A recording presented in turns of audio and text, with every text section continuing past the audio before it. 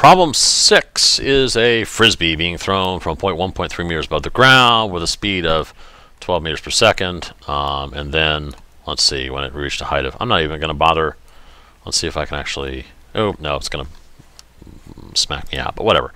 Okay, so 7.5 meters, blah, blah, blah, blah, blah, blah. So, point 1 at, so I'm going to say mass is 0.075 kilograms. I'm not even going to bother to change back to black. That's how little respect I have for this problem. So, starts off 1.3 meters of ground, speed 12 meters per second. Great. So, point 1, h equals 1.3 meters, and v equals 12 meters per second. Okay? And at point 2, 2.3 meters height and 10.2 meters per second velocity. So, h equals 2.3 meters and velocity is 10.2 meters per second. So let me just make sure those are correct. 10.2, blah blah blah blah blah blah blah blah blah blah. Great, fantastic. Okay, so so let's just say, you know, this. I mean, if you want to draw a picture of a frisbee and it's above the ground and it's got some velocity, and then later on it's higher up and it's got a little less velocity. Okay, yay. So, and this is 1 and this is 2. Okay, great. So at 1. Kinetic energy is 1/2 mv squared, and potential energy is mgh.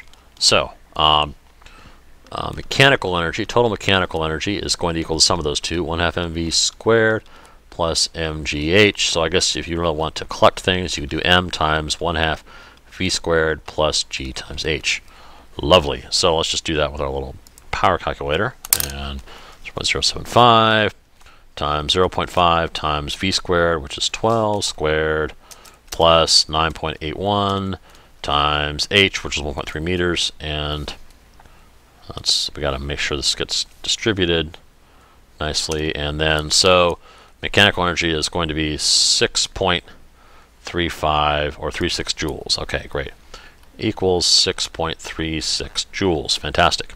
At 2, you know what? I'm just going to plug the same formula in because it's going to work out the same way. I'm not going to bother copying all that crap.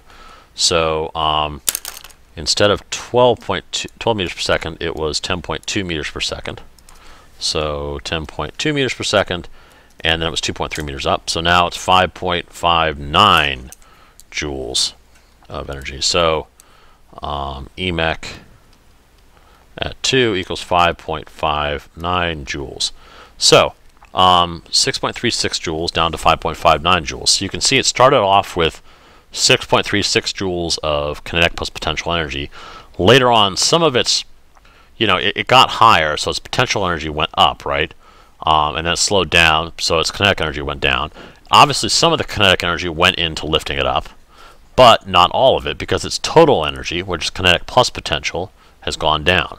So whatever it's gone down must have gone to some outside force, such as, dun dun dun, air resistance. Okay, so work done by air resistance is going to be equal the negative, or the amount of energy lost.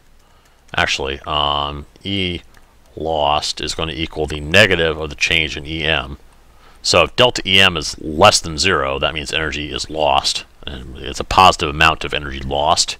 It's just how they're asking us to answer the question. So negative of EM2 minus EM1. So it's actually EM1 minus EM2 equals 6.36 minus 5.59, which is going to equal, let's see, 5.6, 0.41. So 0.77 joules is the energy lost, I believe. So let's see if I got that right. If I did, then I'm all done with this set. 0.77 joules. And come on, love a sign, don't be slow. Yes, got it right. So, congratulations. We are now done with problem set work energy 3.